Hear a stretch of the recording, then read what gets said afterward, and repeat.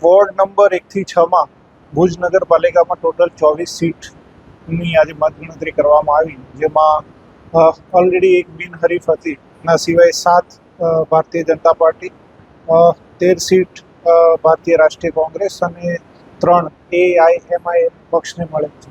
Total પ્રથમ ward અને ત્રીજા વોર્ડમાં 2 રાઉન્ડ અને બાકી બધામાં એક રાઉન્ડમાં આ પરિણામ જાણવા. રીકાઉન્ટિંગ નહીં કહીએ અને રીચેકિંગ કહીશું કે જે પણ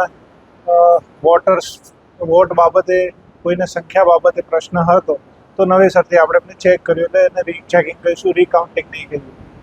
નહીં, બંને પક્ષો તરફથી રજૂઆત રીચેકિંગની કરવામાં આવી તેને બંને પક્ષોને આપણે રીચેકિંગ કરી આપી.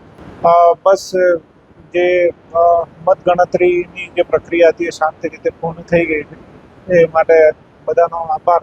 ખાસ કરી મીડિયા મિત્રોએ પણ આપણે ખૂબ સહકાર આપ્યો છે, બદલ આપનો પણ ખૂબ ખૂબ આભાર.